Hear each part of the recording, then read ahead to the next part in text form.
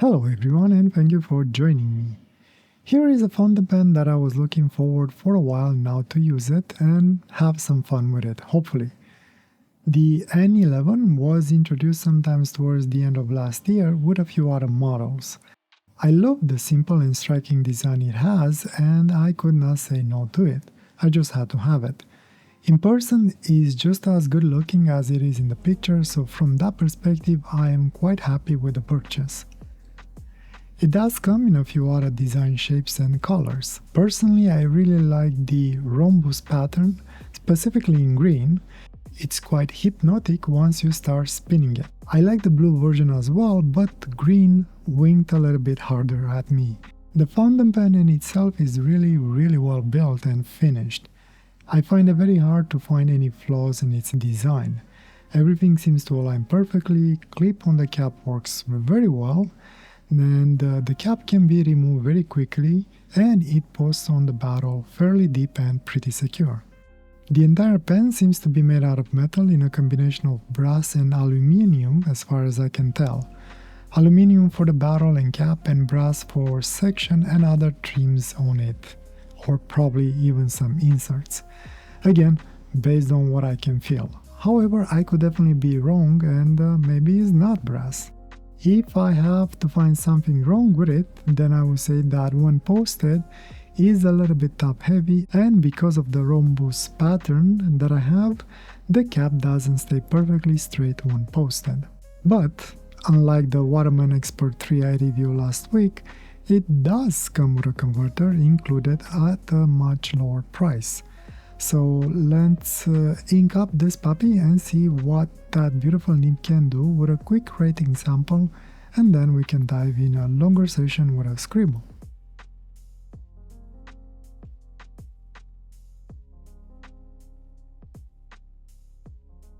For today's ink, I will be using an ink that I am extremely happy to find it in a bottle. The Private Reserve Avocado ink. As you remember, if you have seen my previous videos, I have a few ink cartridges with this ink that I tried and loved. And now I managed to basically get it in an ink bottle. Perfect timing, I guess. I don't usually match makes with my fountain pens, but today it happened to be a happy coincidence. As a fun thing, as soon as I opened the bottle, it decided to mark me with a burst of bubble and some fine spray mist coming out of the bottle once I opened it up. Gotta love bottles that know how to express themselves. With the exception of that, the filling went pretty uneventful. The section was very easy to clean and the nib was nice and juicy from the get-go. Very smooth nib and a little bit springy. The only way I can describe it is happy. Works beautifully on both sides, nice and juicy on normal side, a little bit drier on reverse but with a thinner line. Lots of good options for drawing, so I'm kinda excited to try it out. No actual flex in the nib, but definitely bouncy a little bit as you press harder on it. I do like their new nibs and feeds. One thing that I did not like about it is the fact that it feels pretty heavy when posted. So much that I did remove the cap after a while. My hand was getting fatigued a little bit fighting with it even after a very short period of time. And I think that is how I'm going to use it, even for drawings. Too top heavy for me. Anyway, let's jump into that Scribble mode and see what we can get with this beauty. Well, another late night for me. Again, I just finished drawing and I'm looking at what I did in here and I kind of like it. At least I like it more than what I did last week. It took me a little bit longer time. I actually started a little bit earlier to draw this thing. But it still took me a little bit longer. To the point where I kind of rushed the bottom part. So the drawing kind of combines two drawing styles-ish, I guess. I don't know. One is more detailed. The other one is a little bit more loose and more I don't know, more different, I guess. And only because, again, it was taking me way too long. I think I need to start drawing this even earlier. I'm gonna continue. Now you finally get to see a little bit of the drawing style that I've been kind of obsessed with a lot. I mean, probably you've seen it before, but this one is a little bit more. I'm putting some images on the screen right here to see. I've been really obsessed with this kind of stuff, and I'm gonna continue with it. Problem is, it works good on smaller pieces of paper, but this paper maybe is too large for what I'm trying to do, or at least I need more time. I still don't want to break it into 2 sessions, so I'm gonna try and do it in one, as I did this one. This one, well, was packed with a lot of things. I didn't have anything in my head. I kind of started random, and the whole thing was random pretty much until the end. So I just started with lines and dots, literally, and then kind of built a sort of a shape on it, and then build more on top of it, or around it, basically.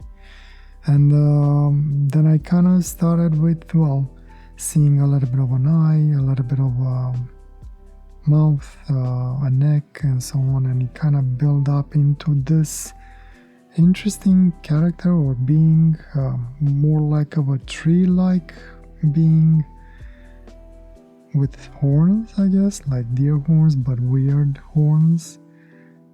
In a weird position turned out to be, like his its arm, or his arm, or she maybe.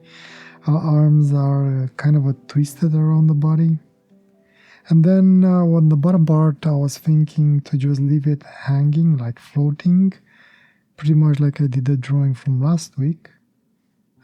Just like sort of maybe not complete, to give you the idea that it was bigger than it was. But then I kind of didn't really like it. Just at the end, it felt weird in my head, probably because I'm also tired, I don't know. And I added the ground. And I turned out different, let me put it that way. It almost feels like the bottom part of the drawing style doesn't match with the top part. It's like the neck, face, and the horns are different than the torso, arms, and the legs. It's like the style changes as you progress towards the bottom of the page. I don't know why, but it happened. Next week I will try and do something else and try and actually start earlier. Actually, next week it's gonna be completely something different. I'm gonna have a little bit of a different paper, and I'm gonna try something that I promised some time ago that I'll spend some time with it, but I didn't have a chance yet. But anyway, I don't want to reveal too much. I mean, I don't know how exciting it will be, but hopefully you will enjoy it. And I'm finally going to be able to complete a challenge that I took upon myself, and I never got a chance to do it. But anyway, more on that next week. For now, the drawing, I kind of like it. I just wish I would have had more time to spend on it, and don't rush it toward the ends. Again, that's on me. It is what it is. I like the awkwardness of it, or I don't know, the way how much more different than what I've done so far has been, or at least that's what I think. Anyway, not to take too much time, going back to the fountain pen, I actually really enjoyed it. It performed pretty well.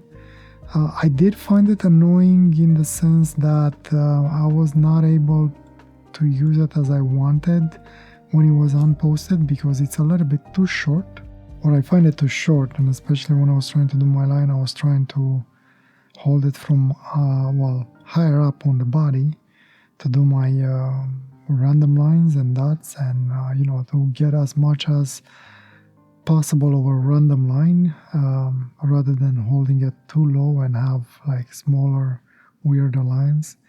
So in the end, I actually ended up putting the cap on and forcing myself to keep the pen as high as possible to get it working as I would have liked it to.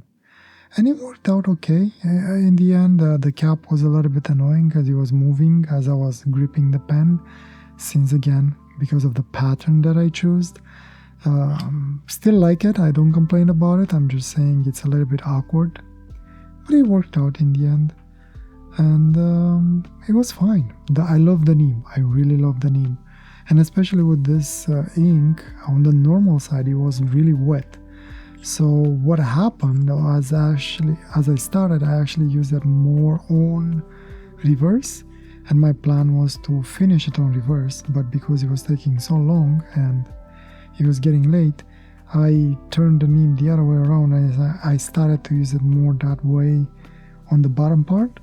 So that forced me to do longer lines and more apart from each other in order not to make them blend.